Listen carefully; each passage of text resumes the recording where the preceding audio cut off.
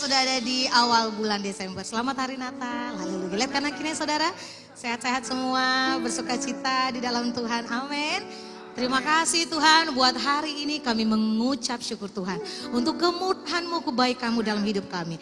Kami mau siap memuji Tuhan, meninggikan Tuhan di tempat ini. Tiada yang lain. Hanya Yesus Raja di atas segala Raja. Haleluya. Amin. Say to those who are fearful heart, do not be afraid. The Lord your God is strong with His mighty arms when you call on His name. He will come and save. Save you. He will come and save you. Say to the weary one, your God will surely come. He will come and save you. He will come and save you. He will come and save you.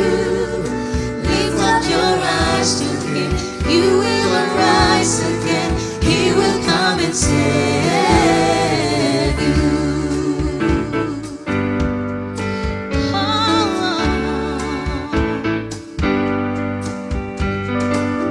Save the lost who are broken hearted.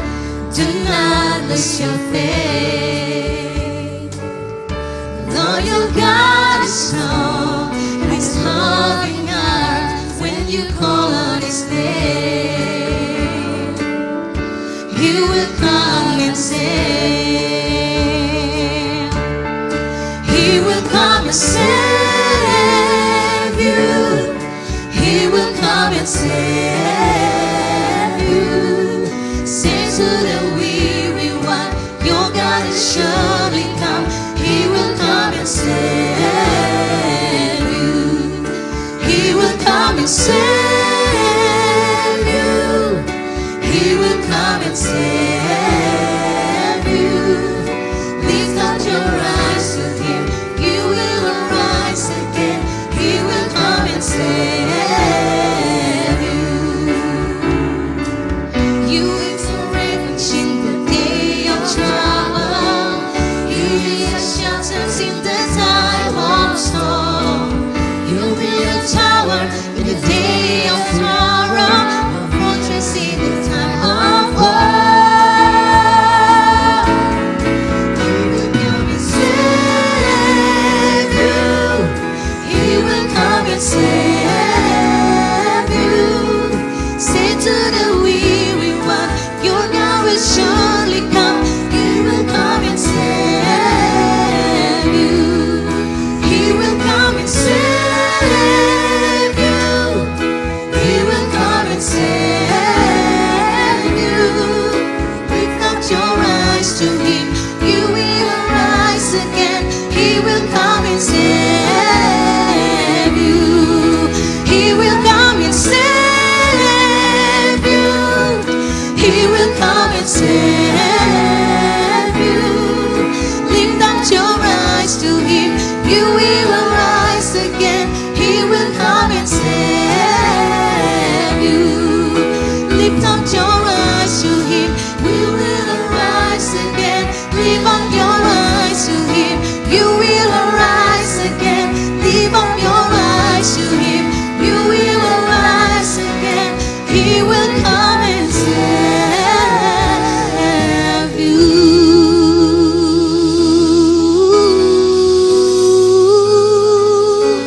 Yeah, God.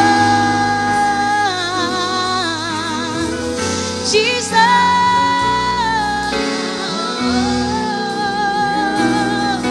Kau yang kusembah, nama-Mu yang kudus, Yesus yang suci,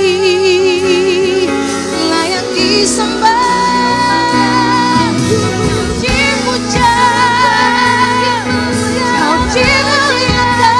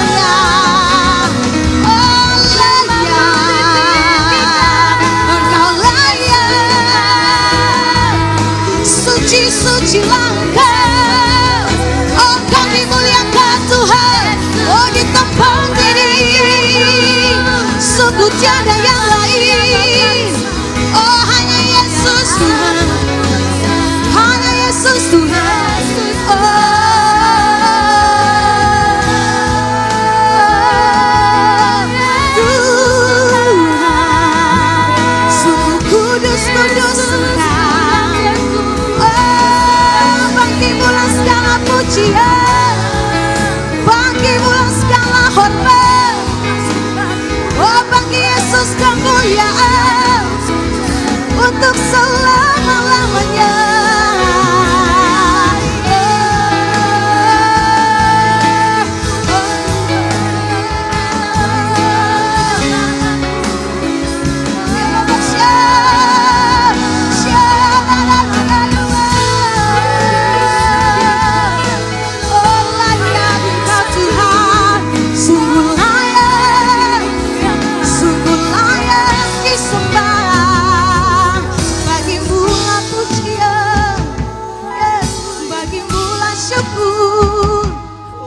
Bagimu segala hormat, sungguh Kau Tuhan yang ajaib, Dia berkuasa, Dia mulia, layak disembah, oh layak diberikan pujian. Yesus, Yesus, bagimulah pujian Tuhan, syukur, hormat.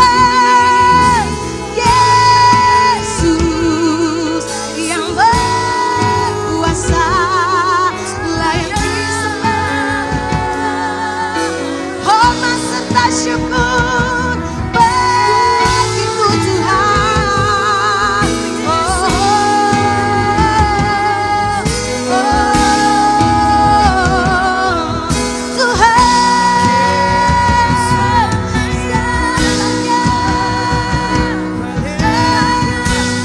Bagimu Tuhan, yes.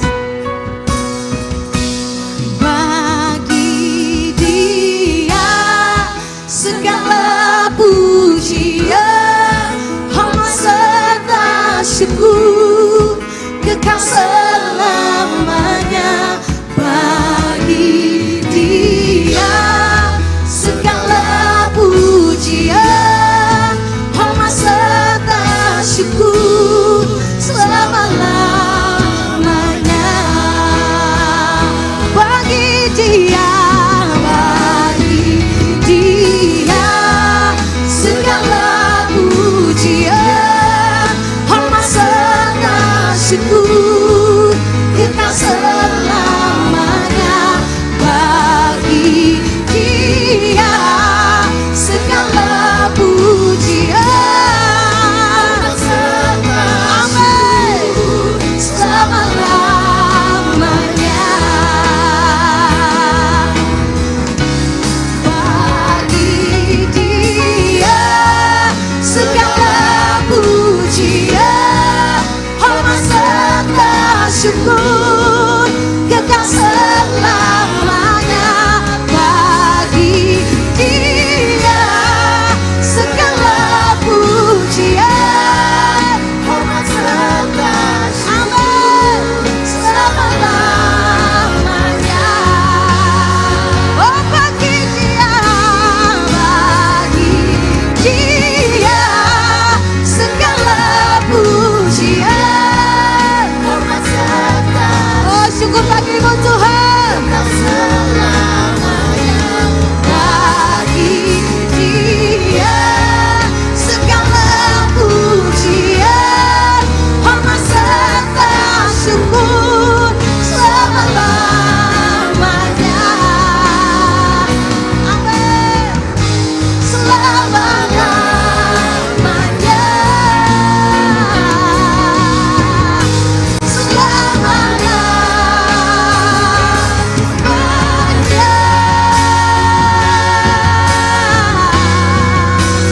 Oh selamanya Tuhan, bagimulah segala hormat, pujian, kemuliaan.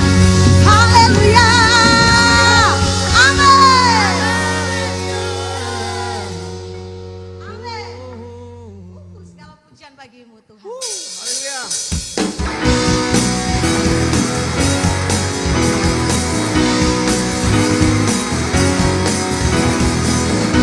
You know that I love you.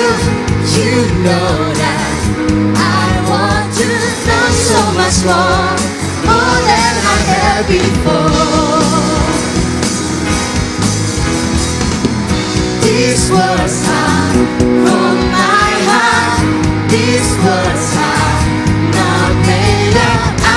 for you. I am devoted to you. King of majesty, I have one desire, just to be with you, my Lord. Just to be with you, my Lord. Jesus, you are the Savior of my soul. And forever and ever I give my praises to you.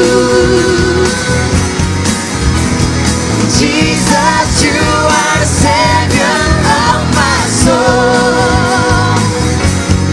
And forever and ever I give my praises to you. You know that I love you. You know that I want you to know so much more than I have before. These words are from my heart. These words are nothing and only for you. I am devoted to you. King of majesty, I have one desire, just to be with you, my Lord. Just to be with you, my Lord. Jesus, you are the Savior of my soul. And forever and ever I give my praises to you. Jesus, Jesus, you are the Savior of my soul. And forever and ever I give my praises to you.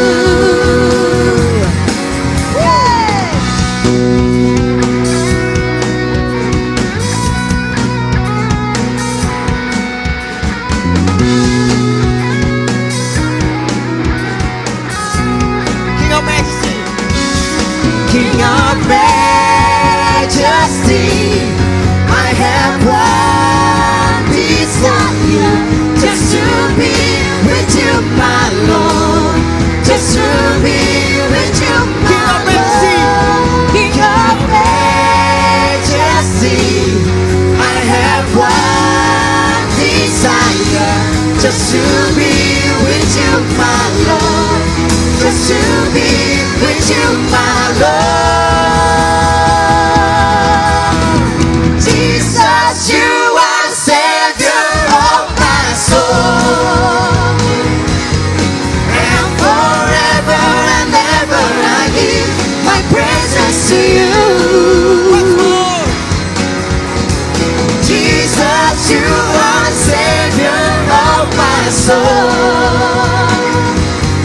And forever and ever I give. And forever and ever I give. And forever and ever I give my praises to you. Hallelujah. Ayo lagi Tuhan. Terima kasih kita di tempat ini. Haleluya.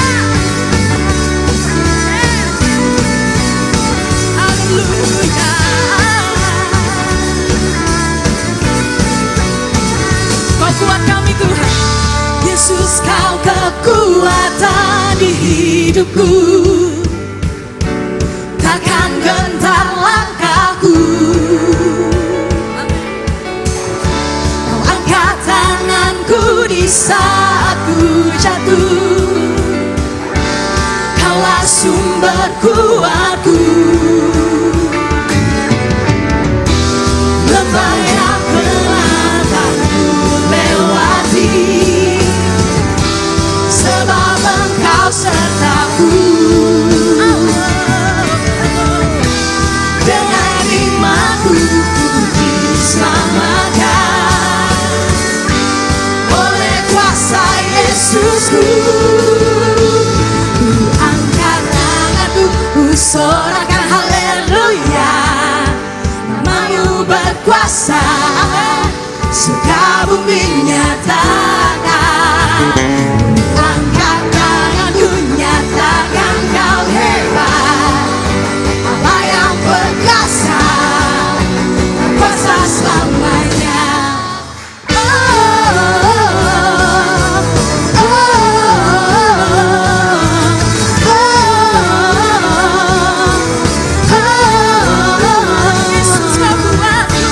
Yesus kau kekuatan di hidupku, takkan getar langkahku. Kau angkat tanganku di saat ku jatuh, kaulah sumber kuatku. Lembah yang gelap ku lewati, sebab engkau sertaku. Dengan imanku diselamatkan oleh kuasa Yesusku. Ku angkat tanganku, ku sorakan haleluya. Namamu berkuasa, surga bumi nyatakan. Angkat tanganku, nyatakan kau hebat, Allah yang berkuasa, berkuasa selamanya. Angkat sorakan haleluya. Namamu berkuasa, surga bumi nyatakan. Ku angkat tanganku, nyatakan kau hebat, Allah yang berkuasa, berkuasa selamanya. Ku angkat tanganku, ku sorakan haleluya. Namamu berkuasa, surga bumi nyatakan. Ku angkat tanganku, nyatakan kau hebat, Allah yang berkuasa, berkuasa selamanya.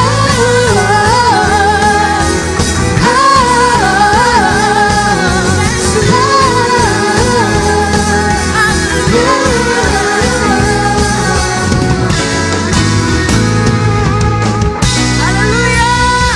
Sorak-sorak buat Tuhan. Haleluya. Yes, Lord.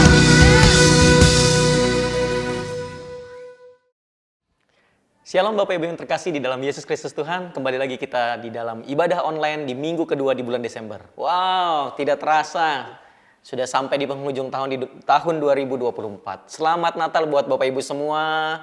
Merry Christmas. Biarlah kasih Tuhan terus berlimpah dalam Bapak Ibu semua dan keluarga Bapak Ibu semua. Sebelum kita mulai mendengarkan apa yang menjadi isi hati Tuhan buat Bapak Ibu semua di minggu kedua ini, mari kita berdoa bersama-sama. Bapa, mengucap syukur Tuhan buat segala hikmat, kasih karunia-Mu, berkat-Mu, perlindungan-Mu dan penyertaan-Mu Tuhan sepanjang minggu ini Tuhan Yesus. Bapa, memasuki akhir tahun ini, biarlah kami semakin kuat dalam iman, semakin percaya dan menaruh pengharapan hanya bersama Engkau Tuhan Yesus. Bapa, pagi hari ini kami mau mendengar apa yang menjadi isi hati-Mu, kiranya Engkau mengurapi hamba-Mu, biarlah segala yang keluar dari mulut hamba ini adalah hikmat ilahi, bukan hikmat manusia, sehingga setiap firman yang datang mampu membalut setiap Bapak Ibu yang mendengar, mampu meneguhkan setiap Bapak Ibu yang mendengar dan juga memulihkan Tuhan Yesus sehingga mereka semua melakukan apa yang menjadi kehendak-Mu Tuhan lewat firman-Mu Bapa. Terima kasih, kami mau siap mendengar firman Tuhan di dalam nama Tuhan Yesus. Amin. Baik Bapak Ibu, minggu ini kita masuk dalam sebuah musim pengajaran tentang advising kingdom culture, di mana di bulan terakhir di tahun terakhir ini kita sama-sama belajar bahwa bagaimana kita mengembangkan budaya kerajaan itu dalam kehidupan kita sehari-hari. Di mana gini, budaya kerajaan itu harusnya menjadi gaya hidup yang terus termanifestasi lewat setiap respon-respon kita, lewat setiap apa yang kita lakukan, sehingga Yesus yang terlihat gitu, dimana kita menjadi serupa dengan gambaran Yesus sendiri gitu, lewat budaya kerajaan gitu. Nah, kita baca dulu ayatnya di 1 Tesalonika 1 ayat 7 sampai 8. Sehingga kamu telah menjadi teladan untuk semua orang yang percaya. Garis bawah ini, telah menjadi teladan. Di wilayah mana? Makedonia dan Akhaya. Karena dari antara kamu firman Tuhan bergema bukan hanya di Makedonia dan Akhaya saja, tetapi di semua tempat telah tersiar kabar tentang imanmu kepada Allah. Sehingga kami tidak usah mengatakan apa-apa tentang hal itu. Jadi di sini jelas dikatakan ya, sehingga kami tidak usah mengatakan apa-apa tentang hal itu. Jadi gini, orang di luar sana lebih butuh kita tunjukkan siapa Yesus daripada kita sekedar berkata-kata tentang Yesus. Dan ini sebuah statement yang sangat-sangat menggairahkan seharusnya dalam kehidupan kekristenan kita. Di mana gini, orang di luar sana lagi menantikan Yesus yang ada di dalam kita, gambaran Yesus yang secara utuh yang ada dalam diri kita termanifestasi di luar sana, dan orang melihat bahwa oh ini toh Yesus. Oh ini toh Yesus. Karena apa? Hari ini kalau kita sekedar pintar ngomong, wow, tentunya tidak ada orang yang bisa mau dengar, atau tidak ada orang yang mau dengar gitu. Tapi kalau orang mau tunjukkan kasih itu, Injil kerajaan itu di luar sana, wah, tentunya pasti akan berdampak sangat luar biasa. Nah, karenanya minggu ini kita belajar sama-sama tentang kingdom quality, yaitu di mana gini, kualitas kerajaan itu semakin nyata dalam kehidupan kita. Kualitas kerajaan itu betul-betul muncul dari kehidupan kita, dan orang melihat. Kalau kita bicara tentang kualitas, berarti ada sesuatu hal yang berharga, yang benar-benar lagi dilihat sama orang dan dinantikan sama orang di luar sana. Gitu. Untuk Bapak Ibu ketahui, kita ditebus dengan darah yang mahal. Itu sudah final, kita semua sudah tahu itu semua. Bahkan kita merayakan kelahiran Sang Putra, gitu ya, yang telah lahir di dunia ini, di bulan ini, yang dengan tujuan mati untuk kita, gitu. Dengan tujuan, dengan misi mati untuk kita. Di mana gini, kita mahal. Semahal apa? Semahal darah Yesus. Maka kalau kita dibilang mahal, berarti dia lagi mengejar kualitas di dalam kiri kita. Dia lagi membayar kualitas kita. Kualitas apa? Kualitas ilahi yang harusnya muncul dari kehidupan kita. Nah, makanya kita mau belajar sama-sama tentang kingdom quality, kualitas kerajaan yang benar-benar dunia lagi butuh hari-hari ini. Ya, kita akan belajar sama-sama dalam kisah yang sering kita dengar, yaitu tentang Maria dan Marta di Lukas 10 ayat 38 sampai 39. Izinkan saya membaca dahulu Bapak Ibu ayat ini. Lukas 10 ayat 38 sampai 39. Ketika Yesus dan murid-muridnya dalam perjalanan, tibalah di sebuah kampung. Jadi Yesus lagi dalam perjalanan nih dengan murid-muridnya. Tiba di sebuah kampung dan ada seorang perempuan yang bernama Marta menerima dia di rumahnya. Jadi Yesus diterima Marta di rumahnya, ya. Perempuan itu mempunyai seorang saudara yang bernama Maria. Maria ini duduk dekat kaki Tuhan dan terus mendengar perkataannya. Jadi begitu Yesus masuk dalam rumahnya Marta, nah si Marta ini punya saudara, ya, saudara perempuan namanya Maria, dan Maria duduk dekat kaki Tuhan dan terus mendengarkan perkataannya. Ayat berikutnya bilang, sedang Marta sibuk sekali melayani. Wah, ya, perhatikan itu highlight ya, sedang Marta sibuk sekali melayani. Ia mendekati Yesus, jadi dia ngomong nih, begitu dia sibuk melayani, dia dekati Yesus. Terus dia ngomong sama Yesus seperti ini dan berkata, Tuhan, tidakkah engkau peduli bahwa saudaraku membiarkan aku melayani seorang diri? Suruhlah dia membantu. Perhatikan dengan baik. Perhatikan dengan baik. Dia ngeluh sama Yesus. Kira-kira begini bahasanya. Yesus, aku ini sudah capek loh mempersiapkan segala sesuatu untuk melayani engkau. Coba suruh saudaraku itu untuk membantu aku. Nah, tapi lihat, Tuhan bilang apa? Tetapi Tuhan menjawabnya, Marta, Marta, engkau khawatir dan menyusahkan diri dengan banyak perkara. Perhatikan. Dibilangin gitu, Marta, Marta, kenapa kamu khawatir dan menyusahkan diri? Gitu kan. Nah, ayat berikutnya nih yang bagus banget. Dibilang begini. Tetapi hanya satu saja yang perlu. Maria telah memilih bagian yang terbaik yang tidak akan diambil daripadanya. Nah, sekarang apa korelasinya tentang kualitas kingdom? Tentang kualitas kerajaan yang harusnya kita punya dari kisah ini. Gitu. Ternyata begini Bapak Ibu, Marta mengalami distraksi. Apa sih distraksi itu? Marta mengalami kehilangan fokus.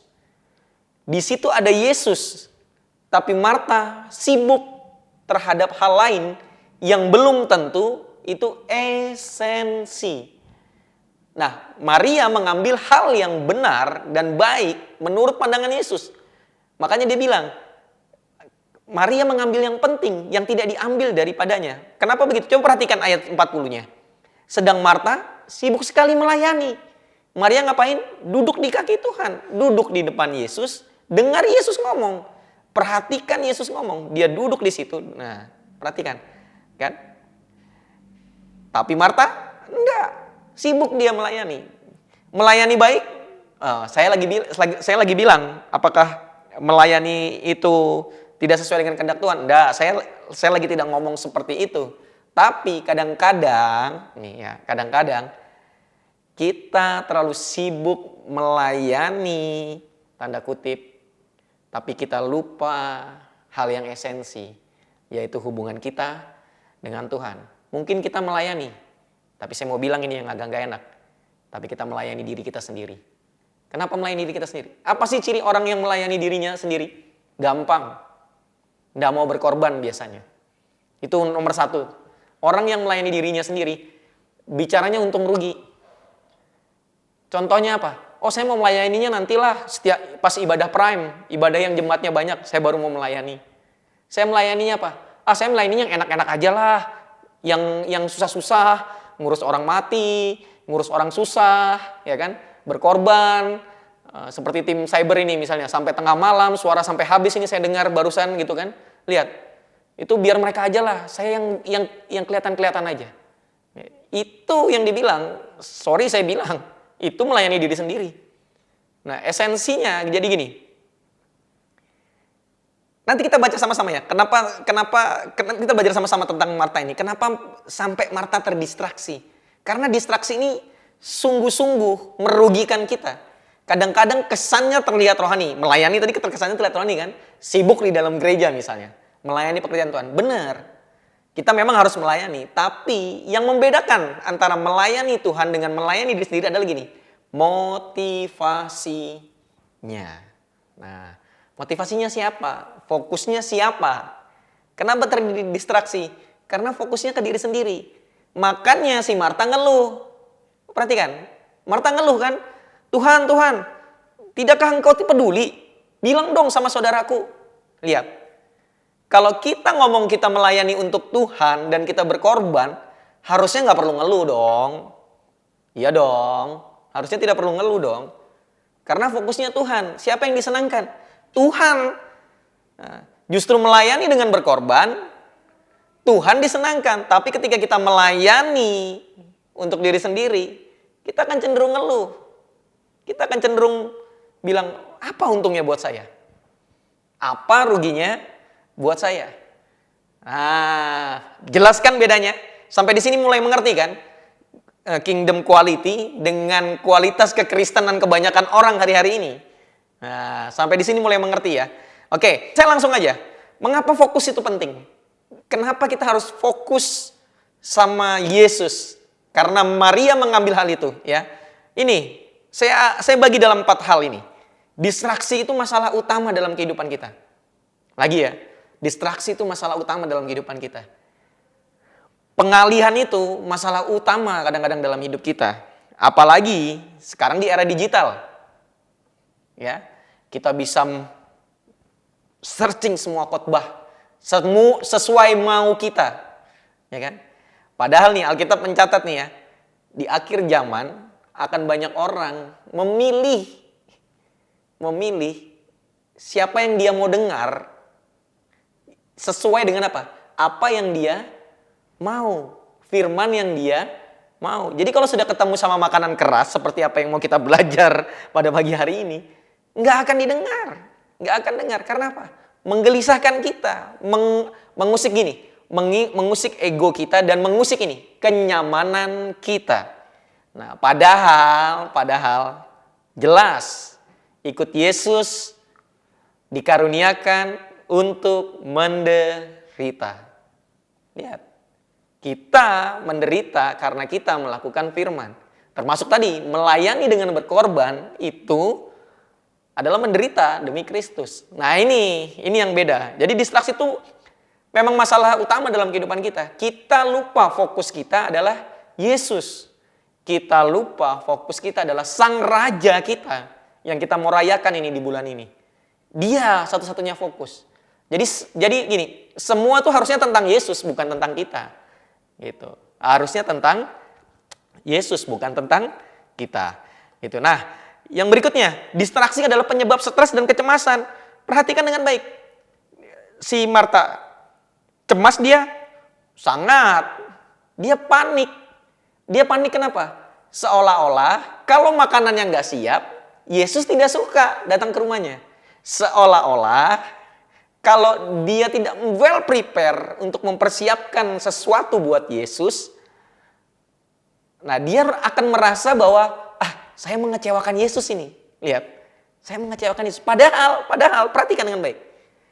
Bukan itu yang Yesus mau. Bukankah firman lain bilang, mendengar lebih baik daripada berbicara. Itu firman Tuhan yang lain yang bilang ya. Lihat ya, mendengar lebih baik. Nah, Maria memilih apa? Mendengar. Nah, jadi makanya bilang, kenapa stres? Ya karena dia khawatir. Si Marta khawatir dia tidak bisa menyenangkan Yesus, tanda kutip. Padahal bukan itu yang Yesus mau. Gitu loh, bukan itu yang Yesus inginkan, gitu loh. Yang ketiga adalah distraksi mengalihkan dari yang esensial. Apa sih yang esensial ketika ketemu Yesus? Enggak ada yang lain, Bapak Ibu.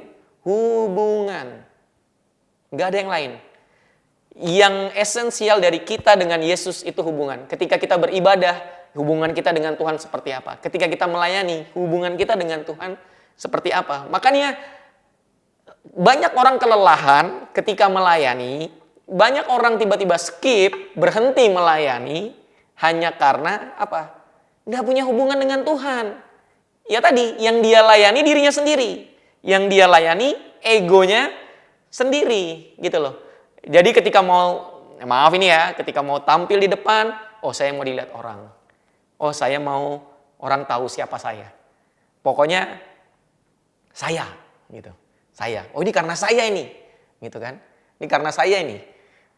Bangun balkoni gitu kan? Ini karena Denny ini. Nah, itu kalau saya pernah terucap begitu, itu berarti saya lagi melayani diri saya sendiri. Kita nggak usah ngomong orang lain ya. Saya ngomong diri saya sendiri aja. Jadi ketika saya nanti mungkin suatu saat atau kapan deh Bapak Ibu ada dengar saya tiba-tiba ngomong begitu, langsung tegur aja bilang, Pak lagi melayani diri sendiri ya. Langsung aja tegur, enggak apa-apa. Ini tidak masalah. Karena bagus buat saya tegur, berarti kan saya belajar untuk memurnikan kembali motivasi saya melayani gitu loh. Nah jadi lihat, enggak yang esensi. Yang esensi padahal hubungan. Padahal dengan kita melakukan semua yang kita lakukan, pengorbanan yang kita lakukan, pelayanan yang kita lakukan, apa sih kalau melayani? Kan pasti kan waktu, tenaga, apalagi uang kadang-kadang ya kan. Ada banyak hal, bahkan emosional, itu kan kita korbanin di situ. Nah, kalau dia fokusnya ke Yesus, itu esensi. Tapi kalau fokusnya ke diri sendiri, itu bukan esensi. Gitu aja, lebih gampangnya tuh begitu. Nah, yang keempat, distraksi itu menjajah hati yang kosong. Kenapa saya bilang menjajah hati yang kosong? Karena tidak punya hubungan, si Marta hatinya kosong. Dia mencari pencapaian. Dia mencari pengakuan. Dengan cara sibuk melayani Yesus tanda kutip. Padahal bukan itu kan yang Tuhan mau tadi. Ya kan? Bukan itu yang Tuhan mau. Gitu loh. Makanya kosong. Kalau dia punya hubungan dengan Tuhan, dia tahu mana yang penting, mana yang esensi. Kalau dia hatinya penuh dengan Yesus, cukup dengan Yesus, dia tahu bagaimana caranya dia melayani, punya motivasi yang benar. Dia pasti akan tahu bahwa, ini saya lakukan karena saya mengasihi Yesus. Ini saya lakukan karena saya mencintai Yesus. Gitu ya. Nah sekarang saya mau selesai dengan ini. Bagaimana cara mengatasi distraksi? Ya. Alkitab mengajarkan, perhatikan ya. Alkitab mengajarkan tentang pentingnya memilih yang terbaik. Ayatnya di mana? Ayat 42. Lihat ya. Tetapi hanya satu saja yang perlu. Tidak ada yang banyak. Hanya satu saja yang perlu. Lihat ya. Maria telah memilih bagian yang terbaik yang tidak akan diambil daripadanya. Ya. Maria dibilang apa? Telah memilih. Jadi pilihlah yang terbaik. Yang terbaik itu apa? Yang menjadi kehendak Tuhan, gitu. Pilihlah yang terbaik. Nah, apa yang dipilih Maria? Ayat 39, ya. Perempuan itu mempunyai seorang saudara yang bernama Maria. Perhatikan ini. Maria ini duduk dekat kaki Tuhan. Dengan kata lain, dia sangat merapat di bawah kakinya Yesus, ya. Dan terus mendengar perkataannya. Dikatakan sini, terus mendengar. Jadi dengan kata lain, dia duduk merapat dekat Yesus dan pay attention. Dan melihat Yesus. Dan memberi wajahnya melihat Yesus, memberi telinganya mendengarkan apa yang Yesus lagi bicarakan. Apa sih ini? Mau dibilang apa sih ini? Mau dibilang adalah dia haus. Dia butuh Yesus, dia dekat dengan Yesus. Gitu. Nah, jadi kalau mau digambarkan ini, apa yang dilakukan Maria, itu ada 4 hal lagi. Bagaimana kita bisa menang atas distraksi kita. Yang pertama adalah sediakan waktu untuk dekat dengan Yesus. Nah, pertanyaannya, seberapa banyak waktu kita dengan Yesus hari-hari ini? Punyakah kita me time dengan Yesus hari-hari ini? Hubungan secara pribadi dengan Yesus hari-hari ini? Jangan-jangan kita terlalu sibuk melayani pekerjaan Tuhan, tapi kita nggak punya hubungan yang intim dengan Tuhan. Rasa saya aneh, serius. Kita melayani, tapi kita tidak punya hubungan dengan Tuhan. Rasa saya aneh, gitu. Seberapa banyak kita sebut Yesus dalam setiap kita lagi bernafas setiap hari, sebut nama Yesus, berdoa, berbahasa roh mungkin ya, apalagi bersaat teduh, meditasi untuk merenungkan firman. Meditasi untuk merenungkan firman ya, jangan meditasi yang lain. Ya, saat teduh merenungkan firman. Lihat. Seberapa sering. Maka saya tulis di situ. Sediakan waktu untuk dekat dengan Yesus. Kalau kita mau menang atas distraksi kita. Punya enggak waktu? Dan persoalannya di sini. Menyediakan waktu untuk Yesus itu pengorbanan. Kenapa? Dalam waktu 24 jam kesibukan kita, antar anak, kerja, kuliah, apalagi berbisnis, dan lain sebagainya, kita sediakan sedikit waktu saja untuk Yesus atau intim bersama Yesus. Wah, kalau saya menyediakannya setiap saat. Kenapa setiap saat? Setiap saya ingat Yesus, ya saya panggil aja, Yesus tolong. Atau tiba-tiba saya berbahasa roh. Kenapa saya suka begitu? Ya, nggak tahu ya Bapak Ibu ya. Saya merasa ada rasa ketenangan sih sebut nama dia gitu. Karena saya percaya dia itu nama segala nama ya. Jadi setiap ketika saya ngapain gitu, tiba-tiba rasa panik gitu kan. Kadang-kadang kan pikiran panik itu kan tiba-tiba menyerang gitu kan di pikiran kita. Itu saya langsung tiba-tiba, Yesus, darah Yesus gitu. Kadang-kadang saya bilang gitu. Atau dalam hati tiba-tiba bahasa roh aja. Nanti setelah itu, tenang saya. Ya saya sebut dia, panggil nama dia, Yesus. Dan kadang-kadang kalau sudah tidak bisa ngomong, atau gini, kadang-kadang saya tidak bisa berdoa gitu, sudah tidak tahu sudah mau berdoa bagaimana, yang saya panggil itu cuma Yesus aja, Yesus gitu. Karena saya percaya itu nama segala nama sih. Saya pribadi itu percaya nama segala nama dan nama yang berkuasa. Jadi ketika lagi biasa saya kalau tiba-tiba khawatir, kita kan sering kan ya, tiba-tiba khawatir, tidak ada angin, tidak ada hujan, itu tiba-tiba khawatir untuk sesuatu hal yang belum tentu terjadi loh padahal. Belum tentu terjadi, apa aja gitu. Apa aja, mau ngomong sama orang, mau ketemu orang, atau mau apa gitu. Atau mau menghadapi siapa gitu. Itu tiba-tiba kan khawatir, nanti dia kayak mana ya? Nanti dia itu khawatir kan, kekhawatiran yang tiba-tiba muncul. Atau sama payment lah, gitu kan ya. Atau kita bayar tagihan lah. Belum jatuh tempo, kita udah mikir kan. Ada nggak duitnya ya? Ada nggak uangnya gitu. Nah itu biasanya yang saya lakukan adalah, saya berbahasa roh. Ya entah kenapa, itu saya mau bilang ini, yaitu budaya lah, yaitu budaya saya. Maksudnya itu yang saya lakukan. Saya bilang, saya langsung bahasa roh. Nggak di mobil, nggak di mana ketemu. Tapi lebih sering di mobil gitu. Kalau di mobil kan saya sering sendiri itu. nyetir kemana, ngurus kerjaan apa segala macam, nah sendiri. Nah itu saya sering tuh. Saya sering tiba-tiba berucap itu bahasa roh, sering saya lakukan. Kenapa? Satu hal aja, saya butuh Yesus, itu aja. Alasan saya ya, alasan pribadi ya. Terlepas dari apa yang saya coba bagikan ke Bapak Ibu semua, karena saya juga percaya ini firman Tuhan bermata dua, pedang bermata dua untuk saya juga. Tapi alasan yang paling utama adalah saya yang butuh Yesus gitu. Kenapa saya melakukan hal itu? Saya yang butuh Yesus. Nah, yang kedua, fokus sama Yesus. Jesus oriented. Fokus sama Yesus. Bagus tuh kata-kata yang lagi di tagline di depan mimbar kita, depan panggung kita. Jesus center, people oriented, ya. Wow. Jadikan Yesus yang utama dalam melakukan segala sesuatu. Dalam kita melayani. Ubah motivasi kita. Ubah motivasi kita. Ya, jangan sampai motivasi kita untuk diri kita sendiri, untuk menyenangkan diri kita sendiri. Tapi biarlah motivasi kita menyenangkan Tuhan. Yesus yang disenangkan, Yesus yang dimuliakan, Yesus yang diagungkan, ya. Yang ketiga, punya prioritas dalam kehidupan yang jelas. Prioritasnya siapa? Prioritasnya siapa? Jangan sampai kita salah prioritas. Pak Herol mengajarkan kita berkali-kali skala prioritas. Tuhan, keluarga, pekerjaan, baru melayani Tuhan. Nah ini jangan sampai terbolak-balik, ya. Pastikan ketika kita melayani Tuhan, keluarga kita sudah aman, sudah dalam kondisi settle, sudah baik. Tapi Pak, bagaimana kalau saya mau rindu melayani, tapi saya juga bergumul dengan keluarga? Ya, anggap itu pengorbanan, gitu. Sambil terus berusaha memperbaiki kondisi keluarga. Jangan juga bersembunyi di balik, maaf ya, keluarga yang lagi berantakan, terus tidak mau melayani. Jangan juga, gitu loh. Kan pemimpin-pemimpin di tempat ini bisa menilai, ya kan, layak tidak untuk diterjunkan atau dilibatkan dalam pelayanan. Itu. Nah jadi mari Bapak Ibu, melayanilah dengan ketulusan, melayanilah dengan hati yang mengasihi Tuhan Yesus, ya. Nah yang keempat, yang terakhir, melayani dengan seimbang dalam pekerjaan Tuhan. Harus seimbang.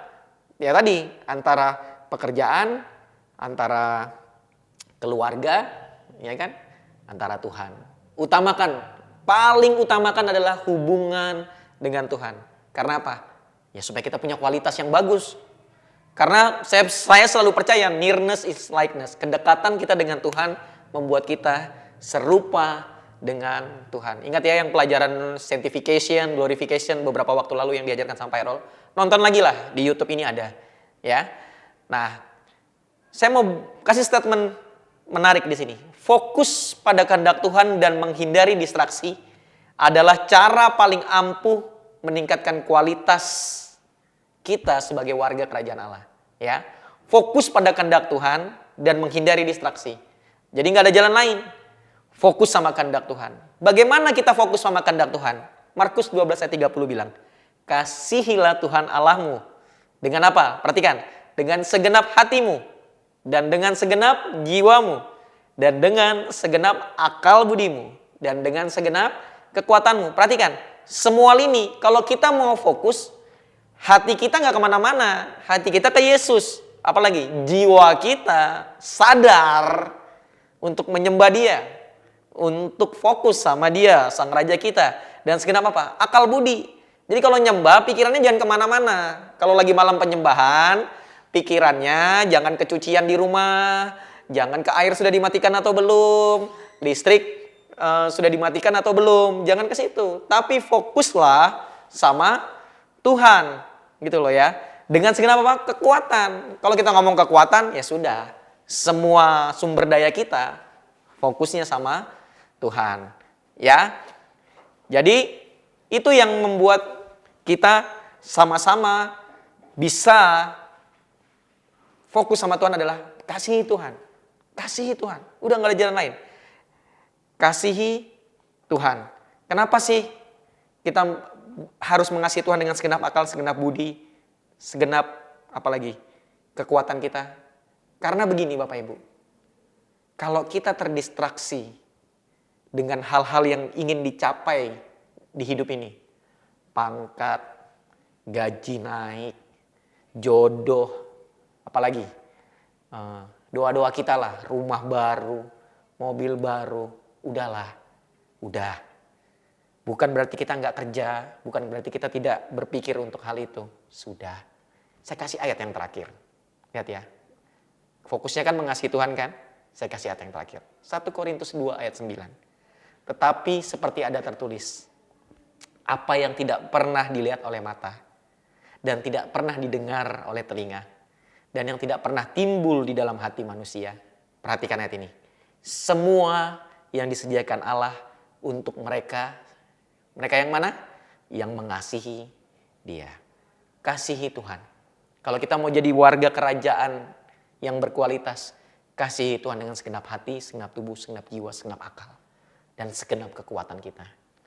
Tenang, Dia akan memberikan apa yang gak pernah kita pikirkan. Dia yang akan menyediakan apa yang tidak pernah kita angan-angankan. Saya, Bapak Ibu, saya secara pribadi, ada banyak cerita yang saya bilang, wow, kok bisa ya kita tiba-tiba dikasih ini sama Tuhan? Kok bisa ya? Tapi sudahlah. Kalau cerita-cerita begitu kan nanti takutnya jadi doktrin. Tapi kita percaya aja deh sama firman. Percaya aja. Kalau kita mau punya kualitas yang baik, ayo kasihi Tuhan dengan segenap hati. Nah, bagaimana caranya kita mengasihi Tuhan? Datang sama Dia. Fokus sama Dia.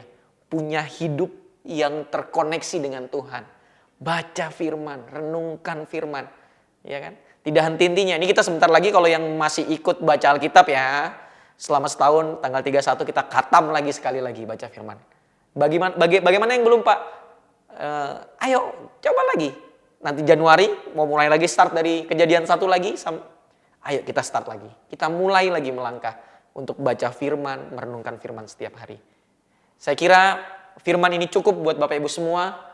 Mari kasihi Tuhan, pandang Tuhan, fokus sama Yesus.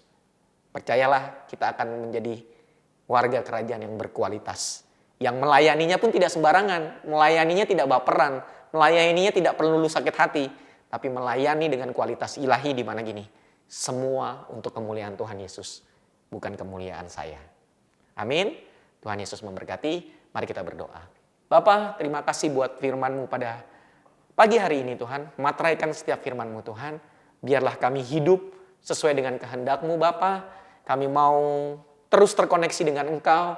Kami mau punya hubungan yang intim dengan Engkau Tuhan. Kami mau punya hubungan yang berkualitas sehingga kami punya kehidupan yang berkualitas Tuhan. Sehingga orang di luar sana akan melihat Yesus yang termanifestasi dalam kehidupan kita. Lewat setiap respon kita, lewat setiap perilaku kita.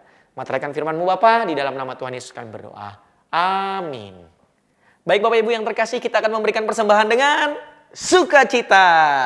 Karena Allah mengasihi orang yang memberi dengan sukacita. Itu yang Korintus bilang.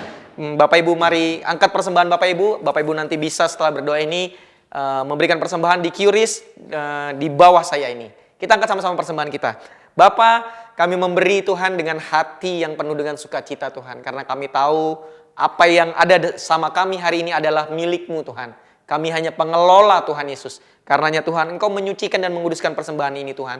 Kami memberi bukan karena kami ingin diberkati, tapi kami percaya kami sudah diberkati Tuhan. Sucikan dan kuduskan persembahan ini Tuhan untuk kemuliaan-Mu saja dan memperlebar kerajaan-Mu di kota ini lewat gereja ini Bapa. Di dalam nama Tuhan Yesus. Amin. Kami mengangkat tangan kami buat Indonesia. Kami mau berkata, Shalom Indonesia.